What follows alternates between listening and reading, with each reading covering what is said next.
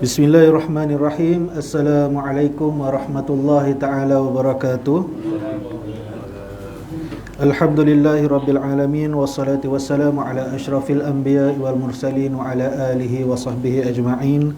Qala rabbi shrah li sadri wa yassir li amri wa hlul 'uqdatam min lisani yafqahu qawli. Subhanaka la ilma lana illa ma 'allamtana innaka antas samiul alim. Wala haula wala quwwata illa billahil aliyyil azim. Alhamdulillah, syukur kita kehadrat Allah Subhanahu wa taala kerana masih lagi kita diberi ruang dan peluang untuk sama-sama kita teruskan siri kuliah maghrib yang berkaitan dengan tajwid dan tadabbur. Untuk surah yang seterusnya pada malam ini kita akan tengok berkaitan dengan surah Al-Fajri. Okey. Dan sebelum itu kita sama-sama baca Ummul Kitab Al-Fatihah. A'udzu billahi minasy syaithanir rajim. Bismillahirrahmanirrahim. Alhamdulillahi rabbil alamin. Ar-Rahmanir Rahim. Maliki yaumiddin.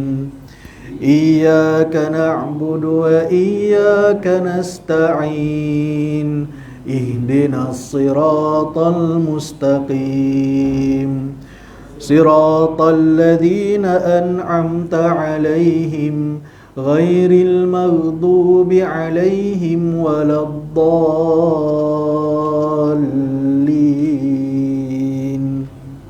Amin ya rabbal alamin.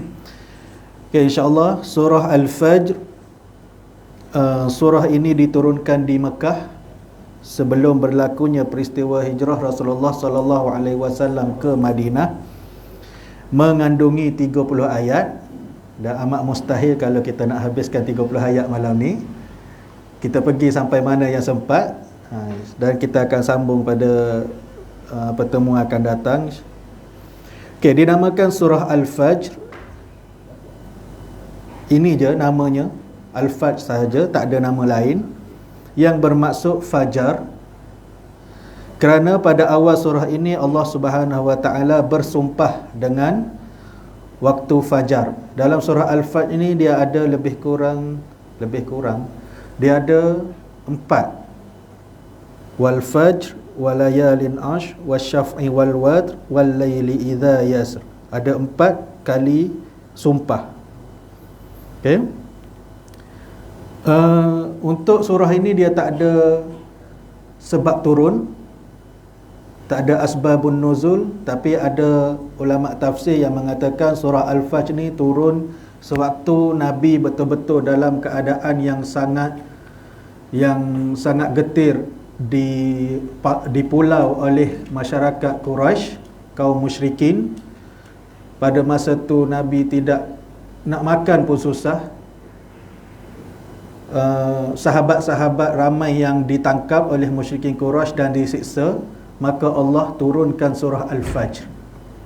Kerana apa? Kerana Al-Fajr itu merujuk kepada fajar. Allah nak bagi kepada Rasulullah sallallahu alaihi wasallam ni peristiwa ataupun satu perkataan yang Allah akan rasa bahawasanya, Allah akan cakap bahawasanya, wahai Muhammad, kamu tidak akan selamanya dalam keadaan susah. Kesusahan yang ada pada hari ini akan ada kesenangannya di depan hari. Sama juga seperti fajar, malam tidak akan berlaku malam selama-lamanya dan akan timbulnya fajar. Kerana itulah Allah menurunkan surah Al-Fajr kepada Rasulullah sallallahu alaihi wasallam. Okey, kita tengok ayat yang pertama. Bismillahirrahmanirrahim.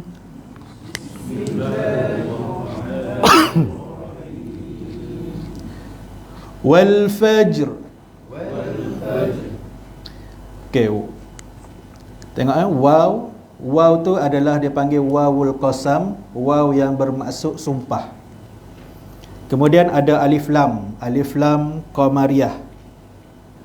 Alif lam qamariyah ni alif lam yang kita kena jelaskan dalam hukum tajwidnya, kena jelaskan ataupun kena baca kena baca huruf lam yang mati.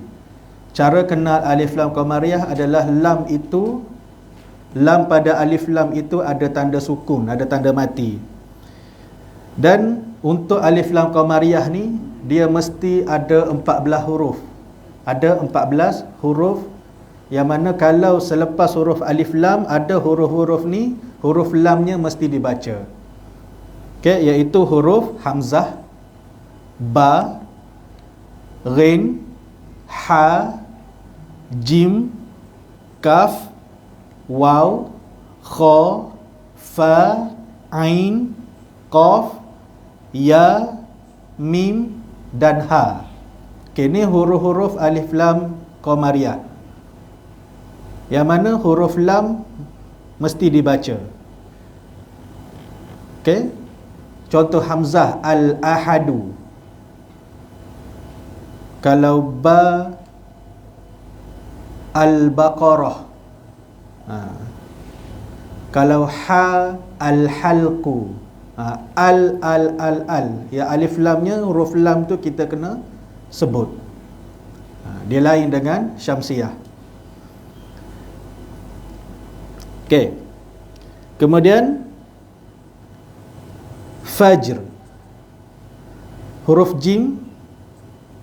Okey, ayat 1 ni kita kena baca 2 kali, 2 huruf yang ada tanda sukun. Satu huruf ada tanda sukun, satu lagi kita memang wakafkan, kita sukunkan dia.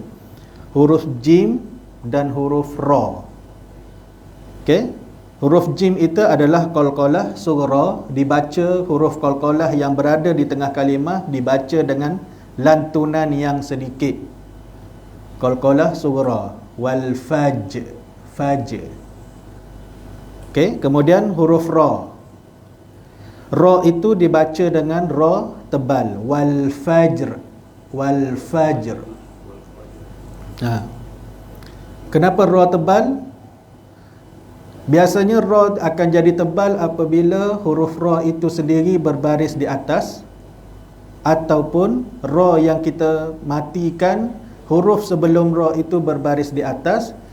Tapi dalam kes ni, huruf sebelum ra pun mati. Nah, kita tengok huruf yang ketiga huruf yang sebelum yang mati tu, huruf fa tu berbaris di atas, maka ra akan jadi ra tebal. Okey.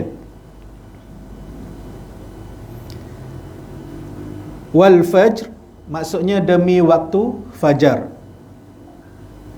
Okey, sebelum ni pun kita dah pernah jumpa perkataan ataupun surah-surah yang bermula dengan waw kat depan. Wal as, watin. Okey? Itu bermaksud sumpah, dan setiap sesuatu yang Allah bersumpah dengannya mesti ada kelebihan, mesti ada, Allah nak suruh kita fikir apa yang di sebalik makhluk yang Allah cipta tu dan kenapa Allah bersumpah dengan makhluk tersebut. Okey? Perkara sumpah dalam Al-Quran ni, yang pertamanya untuk kita mengambil perhatian. Okey, untuk mengambil perhatian, untuk kita berfikir. Yang kedua adalah sebagai pembuka. Maksudnya akan ada selepas ini cerita yang ada kaitan dengan fajar ni. Okay? Allah nak suruh kita berfikir dengan fajar. Fajar, kalau kita faham, waktu pagi. Fajar juga kalau mengikut istilah bahasanya bermaksud mengoyak ataupun terpancar. Itu daripada sudut bahasa fajar. Okey. Apa maksud mengoyak ataupun terpancar ni? Selepas berlakunya malam, bila sampai waktu fajar, malam itu akan dikoyakkan, maka terpancarlah cahaya. Sama macam ayat fajarat min husnata asyrata aina. Allah suruh Nabi Musa hentakkan tongkat dia, kemudian keluarlah 12 cahaya. Dia guna juga perkataan fajar, fajarat. Okey.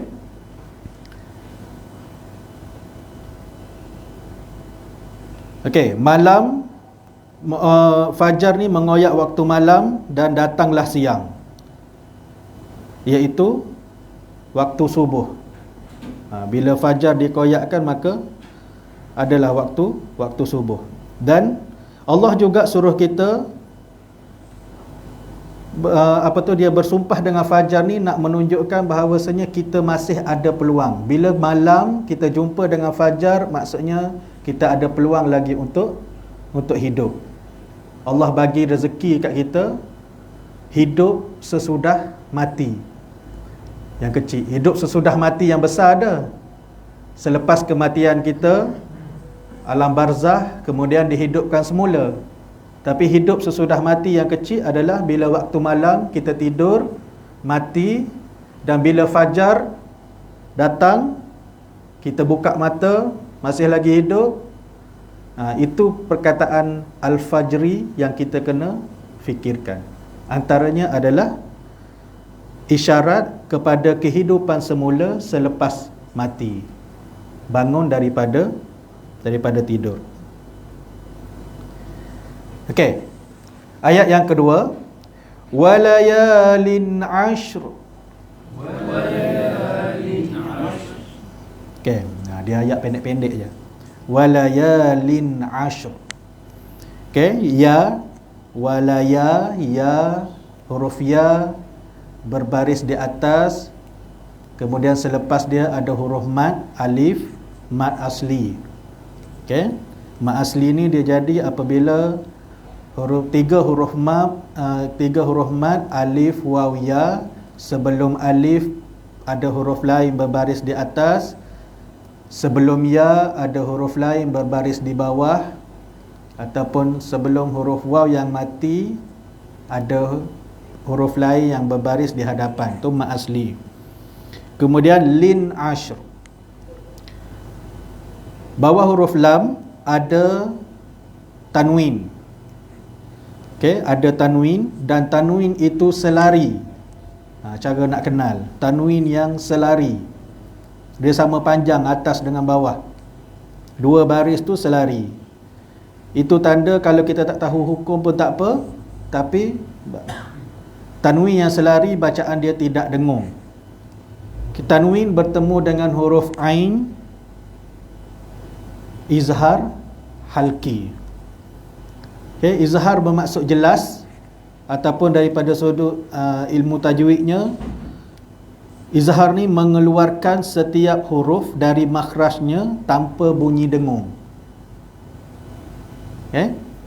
Dan halki pula, kenapa disebut izhar halki? Kerana keenam-enam huruf izhar halki, kalau kat sini ada huruf ain, huruf yang lain hamzah, ghin, ha, kha, ha, ain. Okey, ada 6. Kesemua huruf tu adalah punca sebutan dia ataupun makhraj hurufnya, tempat keluar hurufnya adalah di al-halq, halqum, kerongkong. Sebab tu dia bernama izhar halki.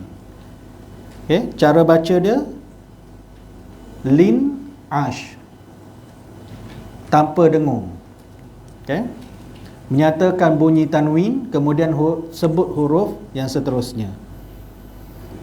Dan huruf ra dibaca dengan tebal kerana huruf ain sebelumnya tu berbaris di atas. Walayalin ashr. Okey, walayalin ashr maksudnya dan malam yang 10. Walayalin, malam. Dia jamak,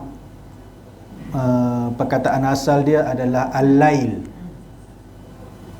Bila banyak dia akan jadi layalin. Walayalin, dan demi malam, ashrin, asyaratun, 10. Dan malam, dan demi malam yang 10. Okey, ini sumpah yang kedua dalam surah ni. Okey, apa maksud malam yang ke-10? Ulama tafsir kata malam yang 10 itu, pendapat yang pertama dia kata 10 akhir bulan Ramadan. Kan tadi kita kata Allah bersumpah dengan sesuatu yang hebat. Dan kalau dia kata malam yang 10 itu, pada pendapat yang pertama dia kata 10 malam yang terakhir dalam bulan Ramadan. Kita dah baca surah Al-Qadr, Lailatul Qadri khairum min alfi syahr. Malam yang lebih baik daripada 1000 bulan. Dia tafsir ayat dengan ayat. Okey. Tafsir Al-Quran bil Al-Quran. Tafsir Quran dengan ayat-ayat Quran yang lain. Okey, pendapat pertama ni dia terima walayalin ash, dan demi 10 malam ni adalah 10 malam terakhir pada bulan Ramadan. Dan pendapat yang kedua pula, okey, untuk pendapat yang pertama tadi dia kata sebabnya ada malam Lailatul Qadar. Okey, malam yang kedua, pendapat yang kedua adalah 10 malam pertama dari bulan Zulhijjah. Itu walayalin ash. Okey, kerana apa? Kerana bermula penyebaran Islam secara besar-besaran ini berlaku pada bulan Zulhijjah. Dah pun kita baca dalam surah Al-Masad, An-Nasr, Idza jaa nasrullahi wal fath, yang menceritakan tentang pembukaan kota Mekah berlaku pada bulan Zulhijjah. Bermula daripada situlah Islam berkembang. Okey. Seterusnya ayat yang ke-3. Wasyafa'i wal watr. Okey, kat sini dia ada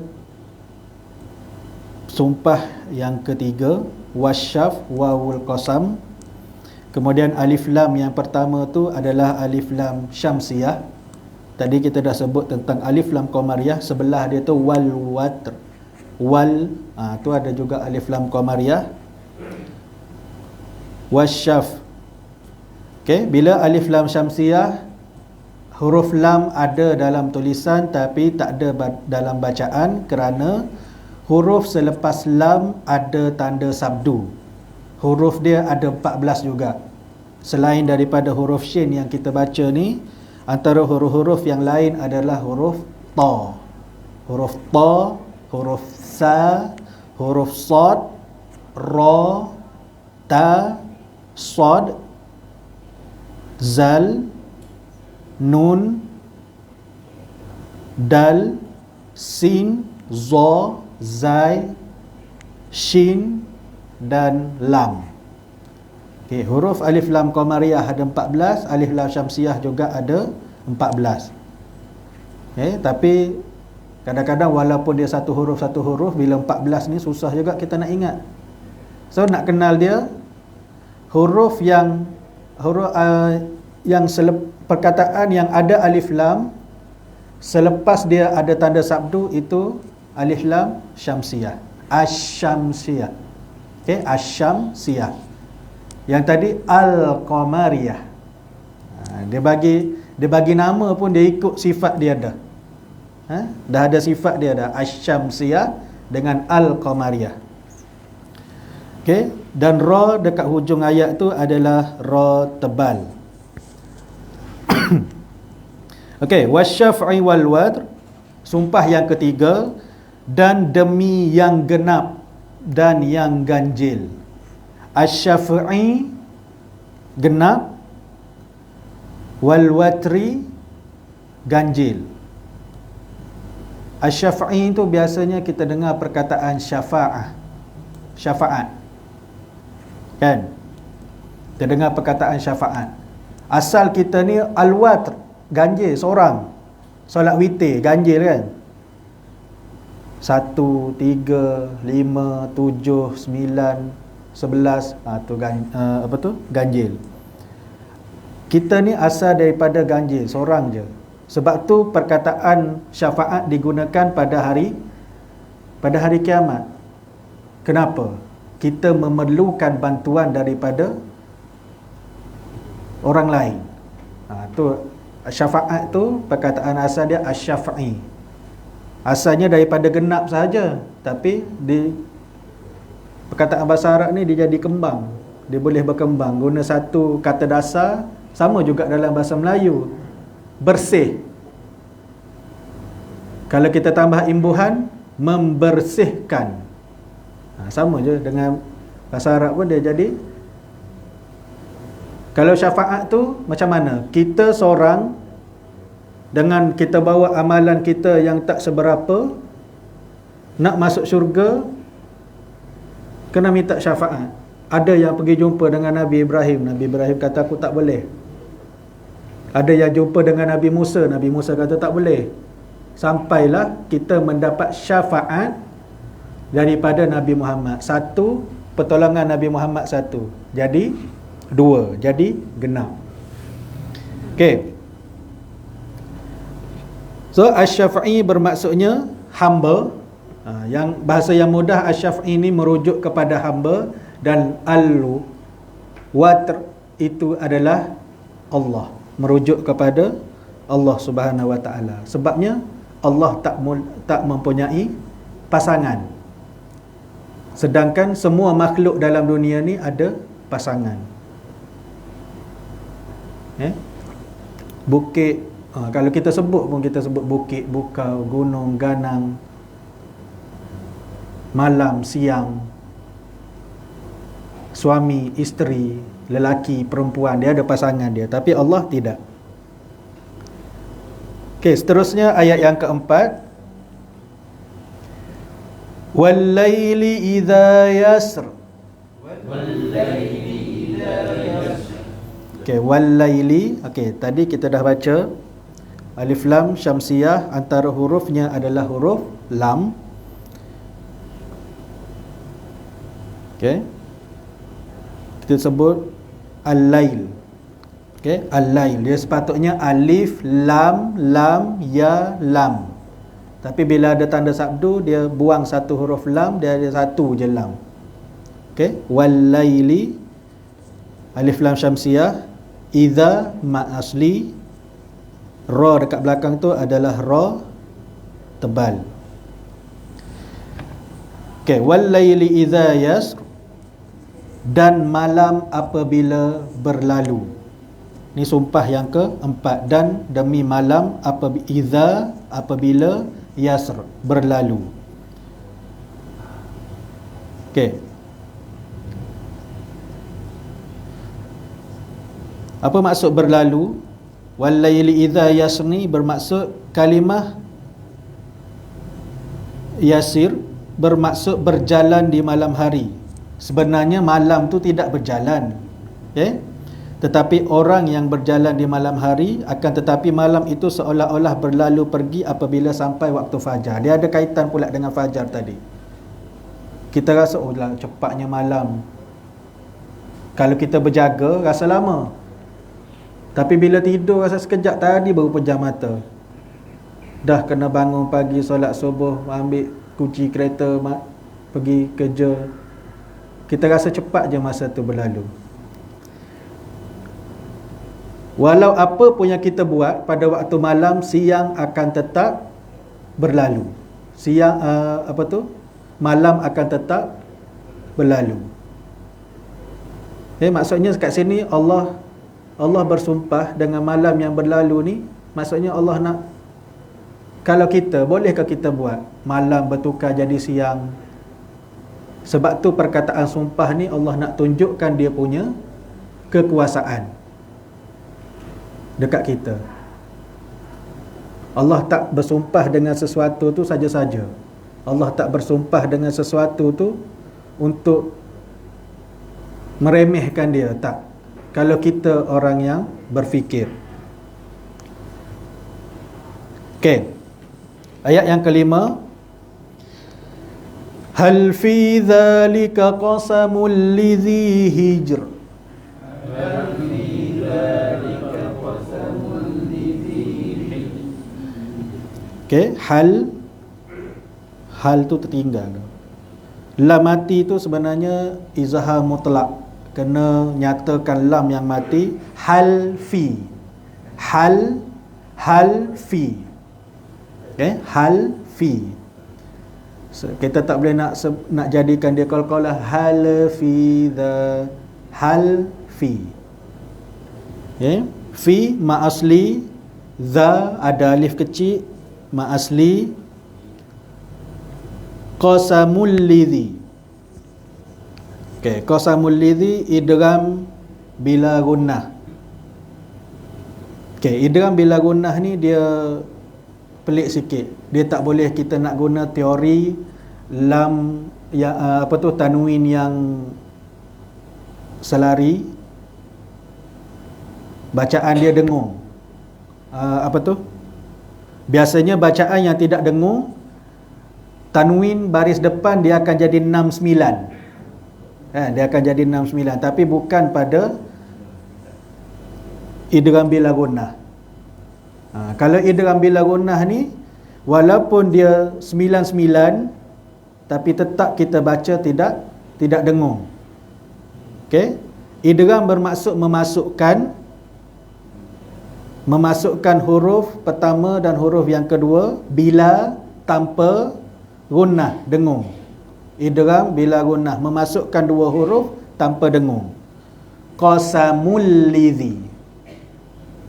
Kita tak baca dengan qasamul lidhi, tak ada. Qasamul lidhi. Tanwin bertemu dengan huruf lam atau ra sahaja. Huruf idgham bila gunnah. Wajib memasukkan nun mati atau tanwin ke dalam huruf ra dan lam tanpa dengung. Itu cara bacaan dia. Qasamul lidhi. Zi itu adalah mat asli, huruf ya mati, sebelumnya huruf zal yang berbaris di bawah. Kemudian hijr. Ha jumpa dengan jim, jim mati, jim huruf qalqalah sughra. Kemudian huruf ra yang dekat hujung tu dibaca dengan nipis kerana tengok sebelah huruf ra jim mati, sebelah jim mati ada huruf ha yang berbaris di bawah. Maka ra yang kita matikan, yang kita wakafkan itu dibaca dengan ra nipis. Hal, adakah fi dzalika, pada yang demikian, qasamul lidhi, terdapatnya sumpah, lidhi hijr, oleh yang boleh diterima oleh orang-orang yang berakal. Allah bagi 4 sumpah, kemudian Allah tanya, adakah yang demikian terdapat sumpah yang boleh diterima bagi orang-orang yang berakal? Maksudnya Allah bagi perkataan sumpah tu, Allah nak suruh kita berfikir. Kalau kita dengar fajar, sekadar fajar sahaja kita tak fikir, maksudnya kita ghairul akil, bukan orang yang hijr, bukan orang yang berakal. Nak tahu, kena belajar. Sama juga tuan-puan malam ni dengar, baru tahu, oh rupanya kita baca Quran juga kita kena cuba fahamkan apa yang kita baca, bukan baca sekadar lalu saja. Saya pun asbab kena bagi kuliah, kita ada juga masa untuk kita baca, kita rungkaikan apa perkara yang berlaku di sebalik setiap ayat Quran tu. Sebab tu saya buat macam kita kongsi sikit tajwid, kita masuk sikit terjemahan dan apa yang perkara yang kita boleh rungkaikan di sebalik terjemahan tu. Sikit lah. Kita cuba untuk faham. Okey, ayat yang kelima ni adalah ayat penutup kepada sumpah-sumpah untuk 4 ayat yang sebelum ni. Dan memang sumpah-sumpah itu adalah sumpahan yang besar. Setiap yang Allah bersumpah dalam Al-Quran adalah sumpahan yang besar. Ia berkenaan dengan waktu-waktu di mana doa-doa akan makbul. Yang tadi 10 malam terakhir bulan Ramadan ataupun 10 malam awal bulan Zulhijjah, itu terdapat waktu-waktu yang doa akan termakbul. Sama juga dengan fajar, waktu fajar. Bila berlakunya waktu fajar, sebelum fajar pun doa dah makbul, waktu subuh doa makbul. Kemudian selepas itu ada lagi duha, doa makbul juga. Itu yang Allah bersumpah dengan Al-Fajr. Okey. Semasa kita berdoa pada waktu-waktu itu, kita kena yakin dengan doa itu dan kena yakin yang doa itu akan diterima oleh Allah Subhanahu Wa Taala. So, maksudnya Allah kata bukan sia-sia, bukan saja-saja satu untuk kita berfikir, dan satu lagi ada manfaat di setiap perkataan sumpah yang Allah lantunkan, yang Allah adakan dalam Al-Quran.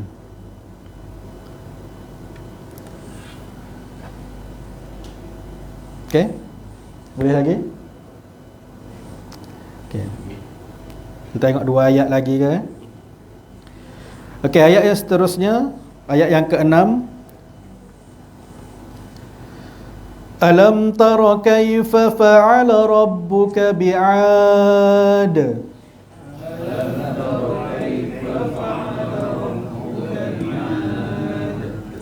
Okey. Alam tara, mim mati bertemu dengan ta. Hukumnya adalah izhar syafawi. Tengok pada huruf mim, banyak dalam Al-Quran hukum macam ni. Mim mati ada tanda mati, dipanggil izhar syafawi, bacaan dia tidak dengung. Ya.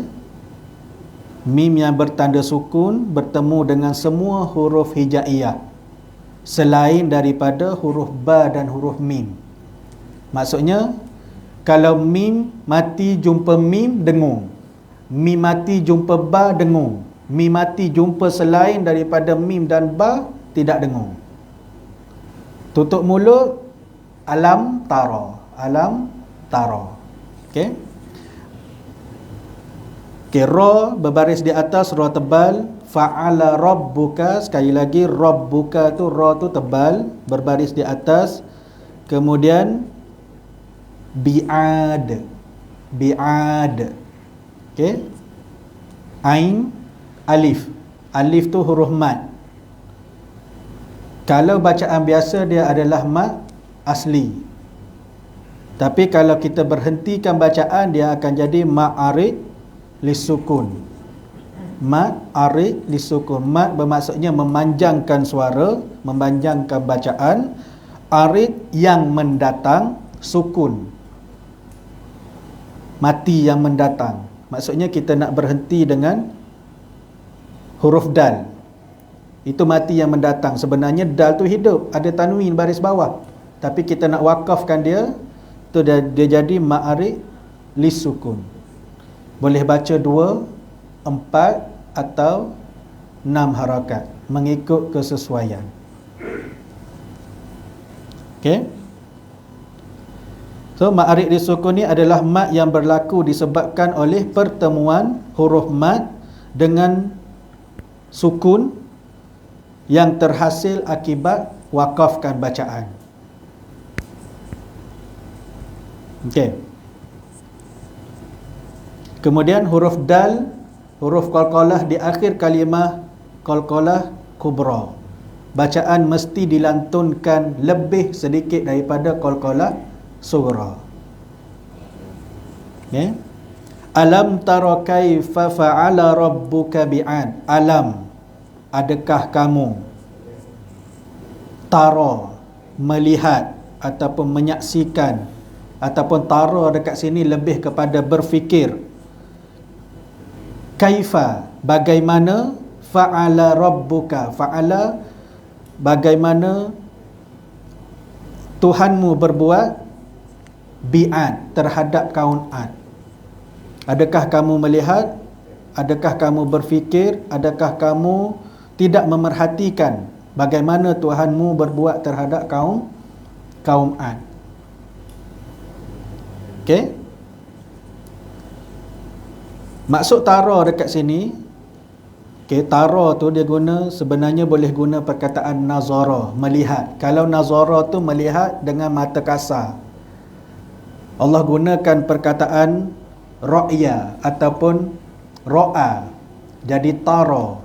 Maksudnya Allah suruh lihat. Dia kita lihat ni, kadang-kadang ayat Al-Quran dia guna nazara. Benda tu berlaku depan mata. Kita boleh melihat apa yang berlaku sekarang ni. Bila ra'a, Allah kata benda tu tak berlaku. Allah kata suruh, kalau ayat ni tuju kepada Nabi Muhammad, alam tara kaifa fa'ala rabbuka bi'ad. Adakah kamu melihat wahai Muhammad bagaimana Tuhanmu telah berbuat kepada kaum Ad? Nabi mana tahu?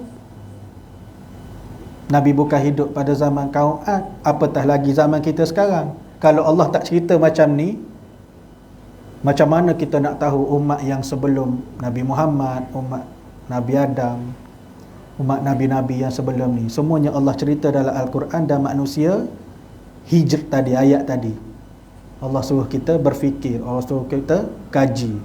Sekarang senang, cari buku, baca, kita dapat maklumat. Ulama-ulama terdahulu dah pun kaji tentang benda ni. Okay?